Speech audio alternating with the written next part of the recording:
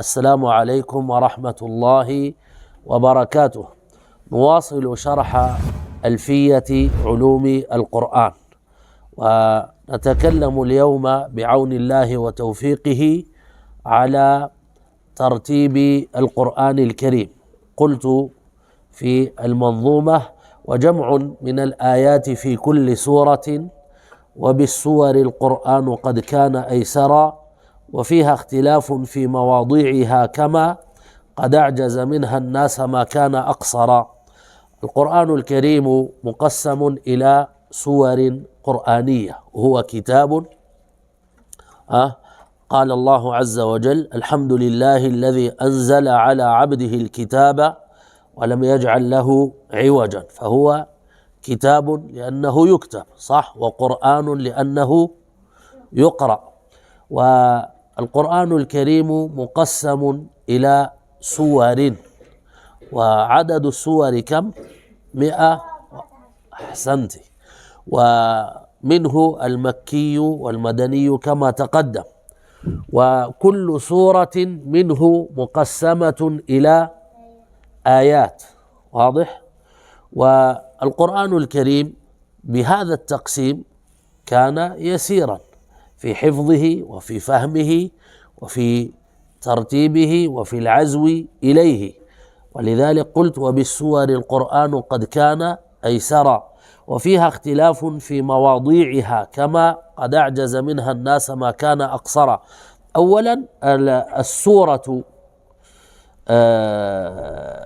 يعني القرآن لما جاء مقسما إلى سور جاء خلاف ما عاهد العرب في كلامهم، لأن العرب لم يكن عندهم الكلام مجموعة أو طائفة من الكلام تسمى سورة. هذا شيء جديد ولم يكن معهودا عندهم، وإنما كانوا يعرفون الشعر اللي هو القصائد الشعرية، وعندهم المعلقات، وبرعوا في الكلام، وكان يعقد للكلام سوق مثل سوق عكاظ وما إلى ذلك، وكان عندهم الخطب الفصاحة، عندهم الأمثال، عندهم الحكم وما إلى ذلك من أضرب الكلام، لكن لم يكونوا يعرفون السور، مجموعة من الكلام أو طائفة في تتكلم في موضوع أو في مواضيع مختلفة تسمى سورة. هذا من خصائص القرآن الكريم، فهو مقسم إلى سور.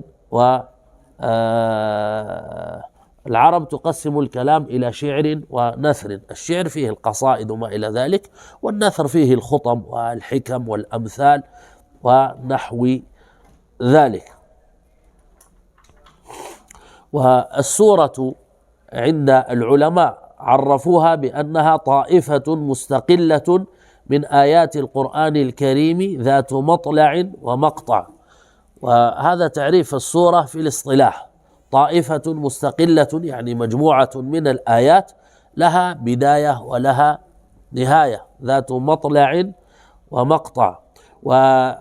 والسورة في اللغة تطلق على المنزلة وعلى الشرف وعلى ما طال من البناء وحسن وعلى العلامة، يعني لأن السورة القرآنية سميت سورة لشرفها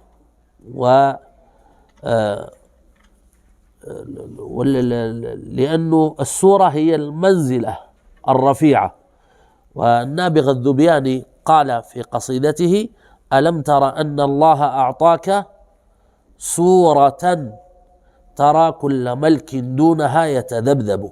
فسورة أي منزلة عالية، و يعني مكانة ارتفعت عن مكانات الملوك. نعم، أيوة. وسميت كذلك ما طال من البناء يسمى سورة، والعلامة تسمى سورة، ولذلك سميت السورة القرآنية سورة. قيل لأنها مأخوذة من سور المدينة، وذلك إما لما وضع فيها من الكلام، يعني كلمة جنب كلمة وآية بجانب آية، كالسور للمدينة توضع كل لبنة فيه بجانب لبنة ويقام كل صف منه على صف، وإما لما في السورة القرآنية من معنى العلو والرفعة المعنوية الشبيهة بالبناء والسور العالي، أو لأنها حصن وحماية للنبي عليه الصلاة والسلام. يعني هذا المعنى اللغوي للسورة. وكل سورة قلنا مقسمة إلى آيات، والآية في اللغة يعني تجمع على آيات وتجمع على آي. واضح؟ نقول آي القرآن ونقول آيات القرآن، ولها معان عديدة في اللغة، منها العلامة. الآية بمعنى العلامة، وفي القرآن وقال لهم نبيهم إن آية ملكه أن يأتيكم التابوت فيه سكينة من ربكم، فهنا آية إن آية ملكه أي علامة ملكه، وتأتي بمعنى العبرة. قد كان لكم آية في فئتين التقتا، أي قد كان لكم عبرة، وتأتي على بمعنى الأمر العجيب، ولأن آيات الله عجائبه والآيات المعجزات، لأنه الأنبياء كانوا قديما يطالبهم أقوامهم بإنزال آية، وقالوا لولا أنزل عليه آية من ربه، أي شيء عجيب، معجزة، شيء خارق للعادة. وهذا كذلك، يعني الشيء العجيب يسمى آية. وفي القرآن وجعلنا ابن مريم وأمه آية ليس المقصود آية قرآنية، آية أي معجزة وشيئا عجيبا، لأن آيات الله هي الأشياء الخارقة للعادة كما تقدم. ومنها كذلك الجماعة، تقول خرج القوم بآيتهم أي بجماعتهم. نعم. طيب، ما العلاقة بين هذه الأسماء اللغوية للآية والآية القرآنية؟ سميت بذلك لأنها علامة على انقطاع كلام من كلام، معنى العلامة، لأن الآية قلنا تأتي بمعنى العلامة، والآية القرآنية علامة عن انقطاع كلام أو كلام من كلام آخر، أو هي علامة يعني مثل ما الأعلام التي توضع في الطرق قديما، فيه علامات يجعلها الناس، لأنه قديما مثل الآن إشارات لافتات في الطرقات البعيدة يضعون فيها لافتات مكتوب عليها الاتجاهات، المدينة الفلانية من هنا ومن هنا. قديما كذلك كان يضعون علامات تسمى منارات الأرض، وكانوا لأن الطرق يسلكون الطرق في الصحراء وما إلى ذلك، والإنسان الذي لا يعرف الطريق ممكن يتيه في الصحراء ويموت ويهلك، صح؟ فيضعون علامات في رؤوس الجبال مثلا، أو يعينون الطريق بمنارات وأشياء واضحة، كأن تكون جبال أو أشجار أو ما إلى ذلك، يعينون ويعلمون بها الطريق حتى لا يتفلت منهم عند السفر. فهذه أعلام الطريق. وفي الحديث لعن الله من بدل منار الأرض، هذه المنارات التي يهتدي بها الناس في أسفارهم. واضح؟ فكأن الآية علامة وتدلك على الصراط المستقيم والطريق، مثل ما تدل العلامات والمنارات والآيات التي يعلم الناس بها طرقهم، فتدلهم على الطريق الصحيح، ممكن من هذا الجانب، أو لأنها علامة على صدق النبي صلى الله عليه وسلم، لأن الآيات القرآنية علامة وبرهان ودليل على أن النبي صلى الله عليه وسلم صادق في نبوته. واضح؟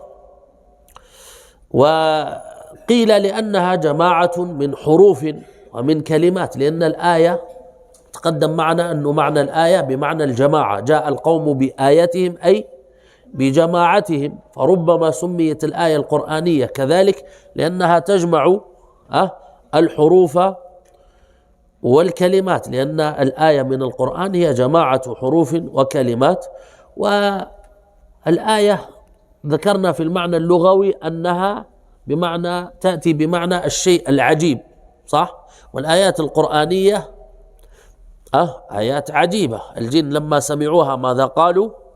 إنا سمعنا قرآنا عجبا يهدي إلى الرشد فآمنا به. فالآيات القرآنية عجيبة كذلك، لأن يعجب البشر منها ولا يستطيعون أن يأتوا بمثلها.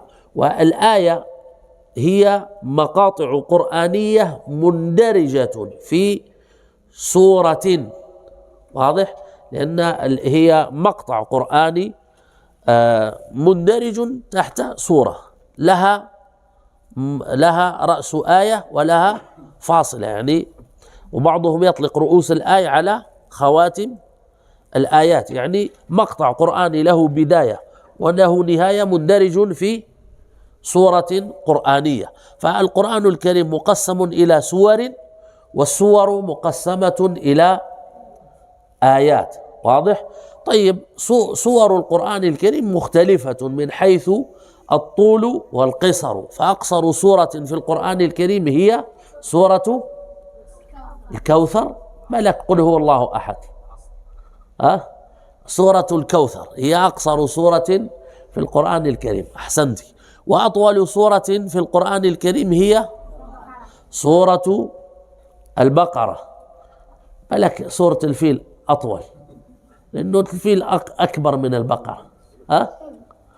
قوله سورة البقرة هي أطول سور القرآن الكريم، وفيها سور متوسطة، يعني ليست بالطويلة وليست بالقصيرة. فعندنا السبع الطوال، وعندنا المئين، وعندنا سور المفصل، والمفصل فيه قصار المفصل وما إلى ذلك، يعني التقسيم المعروف، واضح؟ والقرآن الكريم كتاب معجز بأقصر سورة منه.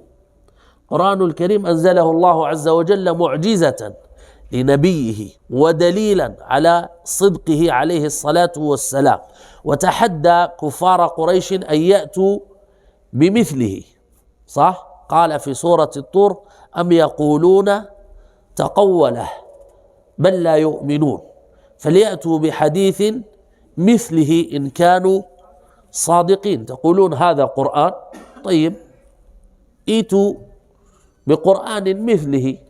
هل استطاعوا أن يأتوا بقرآن مثله؟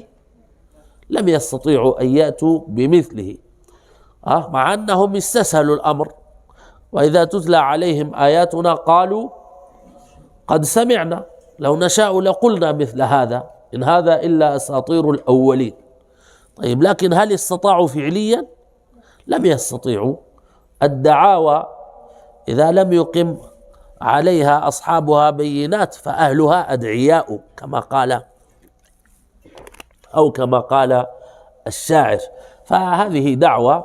طيب، القرآن الكريم أنزل في التحدي، قال: أم يقولون افتراه قل فأتوا بعشر سور مثله مفتريات وادعوا من استطعتم من دون الله إن كنتم صادقين. هل استطاعوا أن يأتوا بعشر سور؟ لم يستطيعوا، فتحداهم بأن يأتوا بسورة مثله: يا أيها الناس إن كنتم في ريب مما نزلنا على عبدنا فأتوا بسورة مثله وادعوا من استطعتم من دون الله إن كنتم صادقين. فإن لم تفعلوا ولن تفعلوا فاتقوا النار التي وقودها الناس والحجارة أعدت للكافرين. القرآن صرح بأنهم لن يستطيعوا أن يأتوا بمثل القرآن، قال: فإن لم تفعلوا ولن تفعلوا، يعني لن تستطيعوا أن تأتوا بمثل هذا القرآن. ثم تحداهم، يعني تقولون هذا طيب أقصر سورة في القرآن اللي هي سورة الكوثر لم يستطيعوا أن يأتوا بمثلها، تحداهم قال أم يقولون افتراه قل فأتوا بسورة من مثله، من مثله، هاي شيء يشبهه، لم يستطيعوا. صح؟ فأعلن الله عز وجل أن القرآن الكريم سالم من المعارضة وأنهم لن يستطيعوا. قل لئن اجتمعت الإنس والجن على أن يأتوا بمثل هذا القرآن لا يأتون بمثله ولو كان بعضهم لبعض ظهيرا.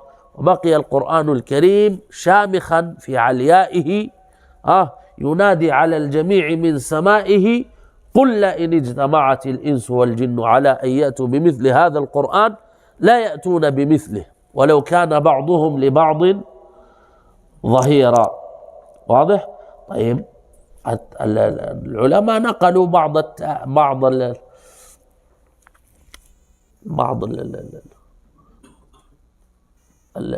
السور التي تقولها بعض الأدعياء كقرآن مسيلم الكذاب. تعرفونه؟ تعرفون صور مسيلم الكذاب؟ ماذا كان يقول لهم؟ إنا أعطيناك التفاح فصل لربك وارتاح إن شانئك هو الكبش النطاح. قرآن مسيلمة. أو قال لهم في سورة الفيل وما أدراك ما الفيل له خرطوم طويل وذنب قصير. بهدل بروحه مسكين. وكان يقول لهم وش هي سورة الأكل. كان يقول لهم مش عارف والحاصدات حصدا والزارعات زرعا والحاصدات حصدا مش عارف والجائعات أكلا. أيوة، يقول لهم والثاردات ثردا هالة ومن بعد يقول لهم لنا نصف الأرض ولقريش نصفها ولكن قريشا قوم يعتدون.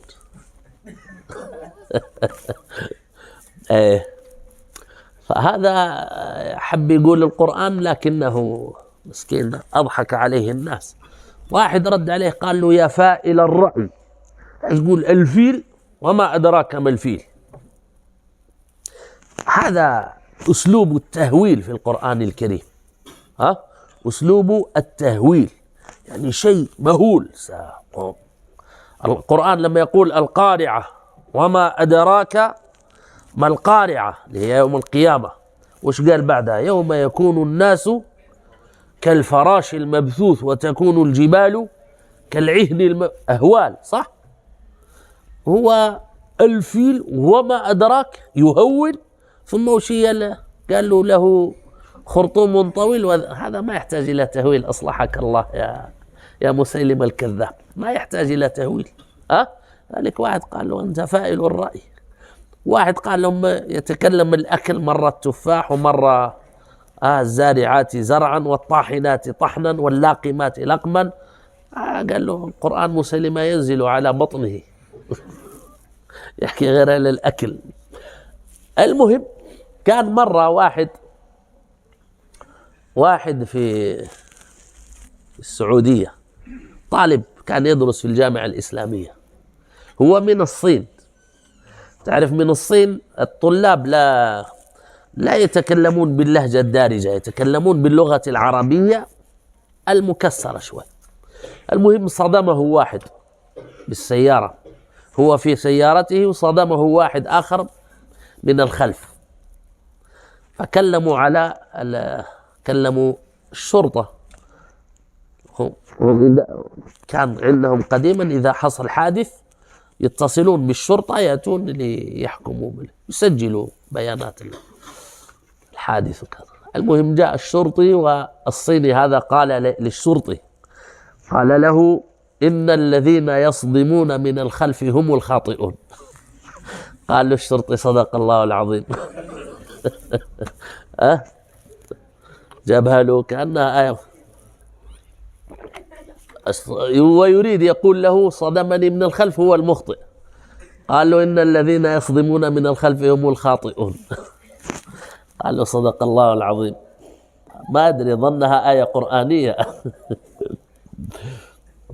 المهم، فالقرآن الكريم كما قلت في الشطر من البيت وفيها اختلاف في مواضيعها. صور القرآن مختلفة في المواضيع، فمنها التي تتكلم عن أهوال يوم القيامة والبعث والنشور وإثبات العقائد وما إلى ذلك. فيها التي تتكلم على التشريعات، فيها التي تتكلم على قصص الأمم الغابرة، فيها التي تثني على الله عز وجل بما هو أهله، فيها التي مواضيع مختلفة. والقرآن الكريم شامل لجميع مناحي الحياة، ففيه الشريعة وفيه العقيدة وفيه الحلال والحرام. فمواضيع السور مختلفة، وقد تكون المواضيع مختلفة في السورة الواحدة. في سورة البقرة آيات تتكلم عن الصلاة، وفي آيات تتكلم عن الإيمان، وفيه كتب عليكم الصيام كما كتب على الذين من قبلكم الصيام.